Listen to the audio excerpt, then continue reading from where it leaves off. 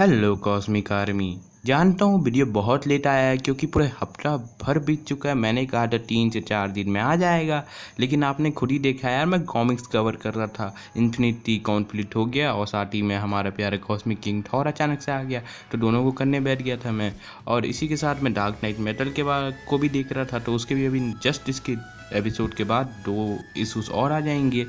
So anyway, तो आज के वीडियो में मेरे साथ हमारे प्यारे दोस्त डीसी क्राउन किंग, जिन्होंने लास्ट वीडियो में एंड किया था इस पार्ट की, तो वहीं से हम कंटिन्यू करेंगे। और मैं आपको खास चीज़ बता दे रहा हूँ, सिचुएशन यहाँ पर 3 होने वाला है। पहला सिचुएशन जिसमें हम ये डिस्कस करेंगे कि सिर्फ अगर बैटल इन पर पर्टिकुलर सेपरेट हो जाता है तो बैटल किस तरीके से हो सकता है, और एक ऐसा बैटल के बारे में बात करेंगे कि ये सभी के सभी सुपर हीरोज़ एक ही पर्टिकुलर यूनिवर्स में एग्जिस्ट करते हैं और वो यहाँ पर इनके लफड़ेबाजी कई टाइम से चलता आ रहा है। और इसके बाद एक ऐसा सिनेरियो के बारे में इमेजिनेशन करेंगे जो कि बहुत ही ज़्यादा डार्क होगा, और इसमें हम अलग अलग alternative version of Batman and the Avengers को भी इंक्लूड करेंगे। तो सबसे पहले हम प्यारे रोहित भाई की सुरीली आवाज़ में सुरीली शब्दों में आवाज़ में हम ये जानने वाले हैं कि कौन कौन से सेपरेट बैटल में कौन कौन जीत सकता है। तो चलिए स्टार्ट करते हैं। अब हमको क्या बोलना है आप तो जानते ही हो, क्या बोलने का पब्लिक बजाते हैं, बजो।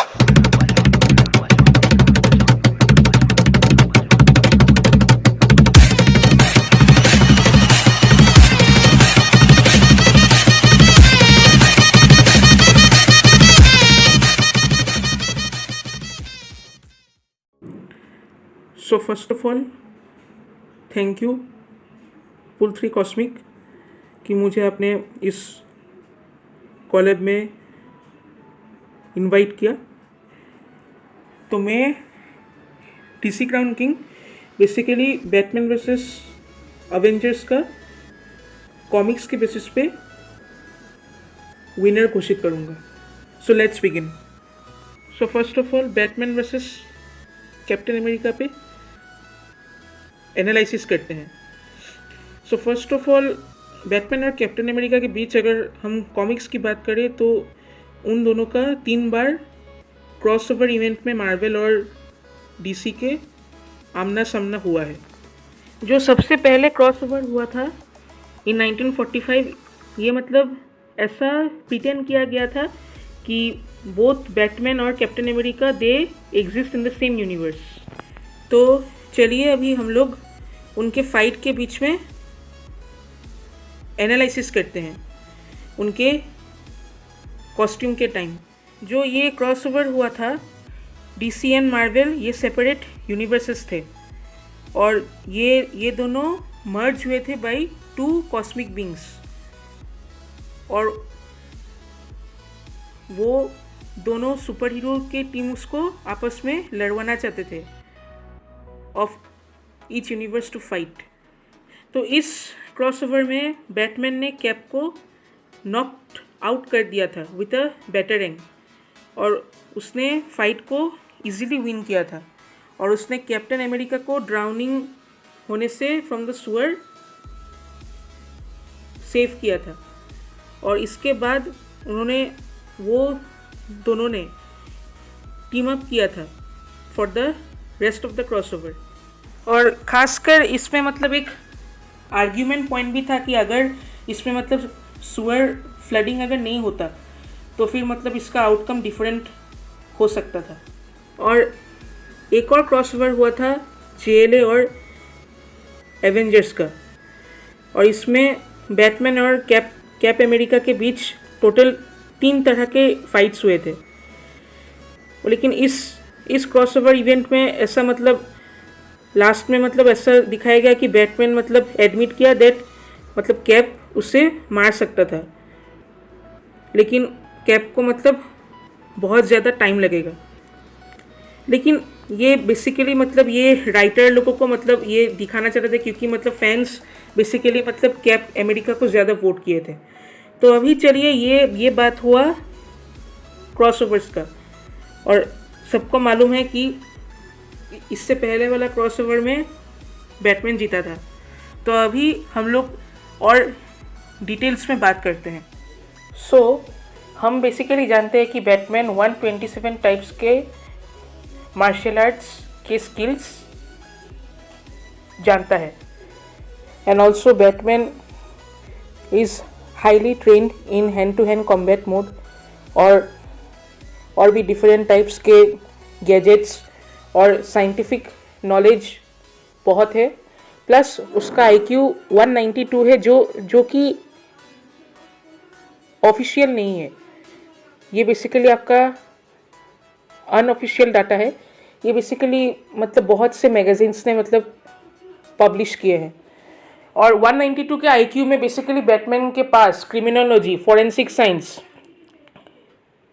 Detective knowledge and he is also known as world's greatest detective. Plus उसको जेनेटिक्स, फिर रिवर्स बायोटेक्नोलॉजी, सब कुछ का उसका नॉलेज है। एंड ऑल्सो बैटमैन ये सब नॉलेज तो रखता ही है, प्लस वो जब भी कहीं भी मतलब कोई भी बैटल जाता है, even without preparation time, Batman अपने पास कोई ना कोई हथियार रखता है, जैसे कि बैटरैंक्स, फिर स्मोक बॉम्ब्स, फिर ग्रेपलिंग्स, और आपका मोस्ट फेमस वो ग्रीन लैंटर्न रिंग भी रख देता है। तो अगर विदाउट प्रिपरेशन टाइम का बात आए तो फिर बैटमैन तो कैप्टन अमेरिका को मतलब इजीली टक्कर दे देगा और उसको बीट भी कर देगा।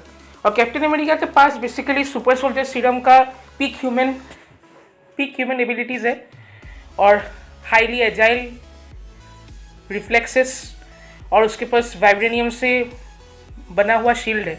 लेकिन यार वो शील्ड से वो अगर मतलब फाइट करने आया और बैटमैन अगर मतलब ग्रीन लैंटर्न रिंग को मतलब बाहर कर दे, तो ग्रीन लैंटर्न का शील्ड को ब्रेक करने का उस वाइब्रेनियम शील्ड में वो ताकत नहीं है। तो बैटमैन तो विदाउट प्रिपरेशन टाइम भी जीत जाएगा। अगर अब बात करें कि बैटमैन और कैप्टन अमेरिका के पास प्रिपरेशन टाइम हो, सो इन शॉर्ट बैटमैन स्टॉम्प्स, क्योंकि उसके फीट्स के आगे कैप्टन अमेरिका उसका बाल भी बाका नहीं कर सकता। प्रिपरेशन टाइम की अगर बात आए तो सबको मालूम है कि बैटमैन सबका बाप है। तो बैटमैन अगर प्रिपरेशन टाइम मिला और विथ प्रेप दोनों आए, तो सबको पता है कि बैटमैन ने मतलब विथ प्रेप क्या क्या फीट्स अचीव किया है। डार्क साइड को एपोकलिप्स में हरा के आना with his helmet suit, and also recently in justice league 6 dimension final batch suit, जो कि 6 डायमेंशन को एक 6 डायमेंशनल बीइंग को मारने के लिए वो सूट तैयार किया गया है। ऑल्सो उसने जस्टिस लीग बस्टर आर्मर से एंटायर जस्टिस लीग को भी हरा दिया था। So you all can guess कि बैटमैन मतलब अगर प्रेप टाइम मिला तो बैटमैन मतलब क्या ही कर सकता है।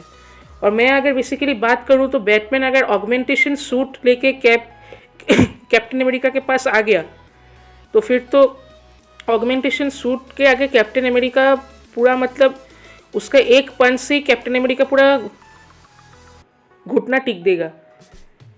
एक मुक्का खा के कैप्टन अमेरिका पूरा नीचे सो जाएगा।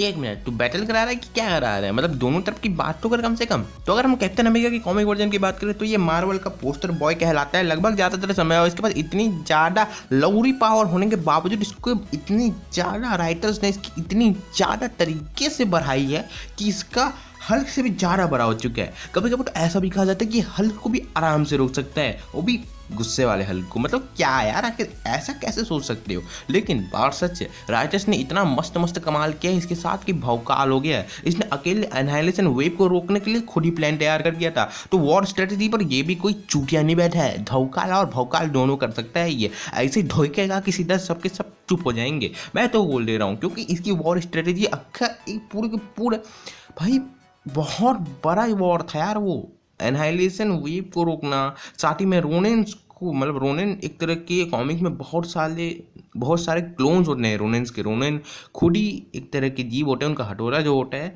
वो उनके भी क्लोन बन गए होते हैं। तो उनकी पूरी की पूरी फौज को अपने साथ ले लेना भाई, क्री और स्कल दोनों को एक साथ लाना छोटी मोटी बात है क्या?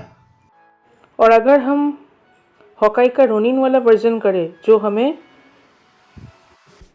जो कैरेक्टर हमें first as a villain in Tales of Suspense issue 57 और जो लेटर एवेंजर्स का team in the Avengers issue 16 में जिसने ज्वाइन किया था, उसके साथ अगर फाइट भी करे तब भी बैटमैन आसानी से जीत जाएगा।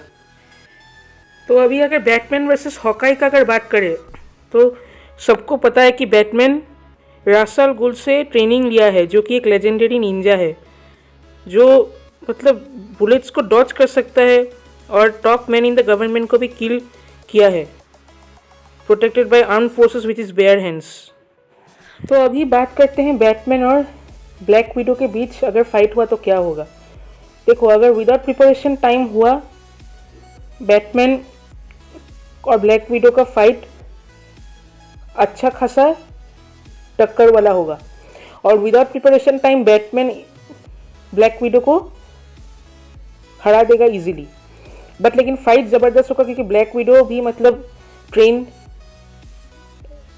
एसेसिन है, वो सील के अंदर भी काम कर चुकी है। इसलिए मैं तो यही कहूँगा कि अगर बैटल हो भी जाती है Rune King Thor versus Batman who laughs के कुछ खुराफाती वर्जन्स के साथ, मतलब बैटमैन हू लव्स की टीम के साथ, सो रून किंग थॉर को शायद ऐसा लगता है कि आराम से पूरे के पूरे मैच को जीत जाएगा। तुमको क्या लगता है? मुझे तो लगता है रून किंग थॉर शायद पूरे के पूरे मैच को जीत जाएगा, पर शायद किंग हुलाफ्स को ना हरा पाए। बैटमैन हुलाफ्स की बात कौन कर रहा है यहाँ पर? हम उसके पावरफुल वर्जन की बात कर रहे हैं। सो मुझे लगता है कि रून किंग थॉर शायद तक जीत सकता है मैच को, और हमेशा की तरह उसके पास यूनिवर्सल लेवल की पावर है, मैटर टाइम और रियलिटी रेजिंग पावर जैसे कैरेक्टर को लेकर के अगर हम आएंगे तो कौन जीतेगा।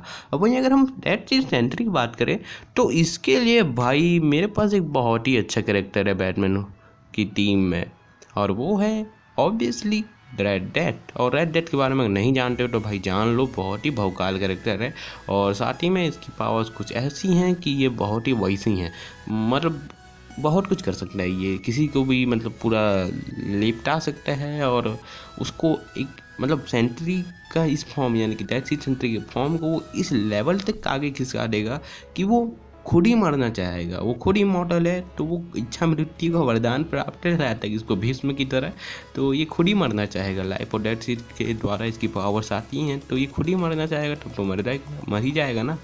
और अगर रेड डेथ नहीं भी हरा पाया तो बैटमैन हू लव्स के पास एक ऐसा कैरेक्टर है जो शायद इसे आराम से हरा दे, जिसे हम बारबाटॉस के नाम से जानते हैं और पहचानते भी। शायद रून किंग थॉर भी इसे नहीं हरा पाएगा, क्योंकि ये खुद ही एक ऐसा कैरेक्टर है जिसने एक ऐसे चीज़ को, एक ऐसे जीव को मारा है जो कि वर्ड्स का क्रिएशन करता था, यानी पूरे मल्टीवर्स का क्रिएशन करता था वो। तो अब तो समझ ही लो कि कौन जीत सकता है। रून किंग थॉर भी हार गया यहाँ पर, और अपना डेथ सीट सेंट्री भी हार गया यहाँ पर। और प्लीज़ एक बात गौर फरमाना आप, मैं यहाँ पर सिर्फ डार्क मल्टीवर्स के ही कैरेक्टर्स को लेकर के जा रहा हूँ। अभी मैं प्राइमल मल्टीवर्स को तो कब से लिपटा चुका हूँ, प्राइमल मल्टीवर्स को लेना ही नहीं वाला बात कर रहा हूँ अभी मैं। तो मेरे हिसाब से मज़ा बहुत आएगा। बस यार क्या करना है, इतने में तो बहुत हो गया भाई, बहुत ही ज़्यादा बात कर ली हम लोग बैटमैन वर्सेस एवेंजर्स के ऊपर। कॉमिक वर्जन में अभी भी बहुत कुछ बचा है बोलने के लिए और कहने के लिए और बताने के लिए, लेकिन इतना ज़्यादा लंबा वीडियो ये ऐसे भी हो चुका है, 40 मिनट से ऊपर हम यहाँ बात कर चुके हैं। और क्या बात करेंगे यार, मतलब दुनिया भर का चीज़ है बात करने के लिए, मैं भी मानता हूँ, लेकिन इतना ज़्यादा बात करके क्या कर लेंगे हम, कुछ नहीं ना। कुल मिलाकर के यही बात है कि बैटमैन अपने प्रिपरेशन टाइम और अपने दिमाग के कारण एवेंजर्स की पूरी टीम की मार सकता है। थोड़ा टाइम मिलने से और ना मिलने से शायद जीत सकता है, पर एक साथ आने से शायद ही कुछ हो सकता है। लेकिन चलो बस अभी के लिए इतना ही काफ़ी है। और वैसे भी प्लानिंग में तो बैटमैन हू लव्स को हो ही नहीं सकता। बस बहुत ही अजीबोगरीब कैरेक्टर, यही थोड़ा ना कहा जाता है उसे।